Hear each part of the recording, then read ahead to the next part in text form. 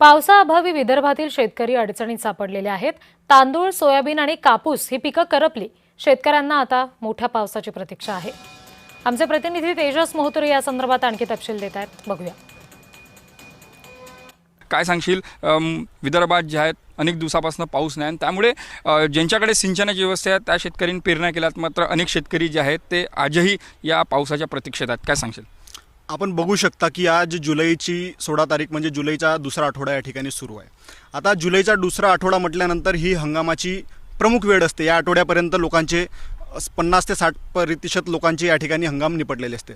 पण यावर्षी जो या ठिकाणी अल निनोमुळे असो किंवा इतर काही बाबींमुळे पाऊस या ठिकाणी दुरावला आहे, पाऊस लेट झालेला आहे। तर अशा परिस्थितीमध्ये ज्या शेतकऱ्याकडे सिंचनाची सुविधा होती त्या शेतकऱ्यांनी त्या ठिकाणी पेरणी केली, त्यांनी रोवणे केली आणि परे टाकले। पण आता पावसाची प्रतीक्षा होती, पाऊस या ठिकाणी आला नाही आणि या समोरची आता मशागत जी आहे किंवा त्या समोरची जी शेतीचे कामं करायची आहेत ती कशाप्रमाणे या ठिकाणी शेतकरी करणार आहे, हा मोठा आमच्या समोर या ठिकाणी प्रश्न उभा राहिलेला आहे। काय सांगेल, कुठली शेतीची लागवड केलेली आहे आणि काय सध्याची परिस्थिती आहे?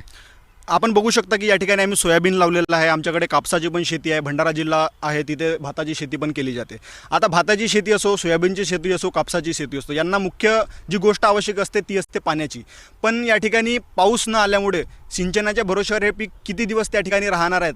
बरं, पाऊस न आला तो एक विषय आहे, पण ऊनसुद्धा मोठ्या प्रमाणात या ठिकाणी आहे, त्याच्यामुळे पिकावर मोठ्या प्रमाणात नुकसान होत आहे। या ठिकाणी शेतकरी आपण बघू शकता की हवालदिल झालेला आहे। आता हे शेतकऱ्यांनी यासमोर कशा प्रकारे आपली शेती करावी आणि कशा प्रकारे जगावं, हा मोठा या ठिकाणी आमच्यासमोर प्रश्न उभा राहिलेला आहे। निश्चितच आपण बघू शकता की शेतकरी राजा जो आहे तो हवालदिल झाला आणि त्यामुळे एकूणच विदर्भात अनेक जे पीक आहेत त्या पिकावर एका अर्थानं संकट उद्भवलेलं आहे। लवकरात लवकर पाऊस पडावा हीच प्रतीक्षा जी आहे आता शेतकरी राजा करीत आहे। कॅमेरामॅन मंगेश मोहितेसह तेजस मोहतुरे, जय महाराष्ट्र न्यूज, नागपूर।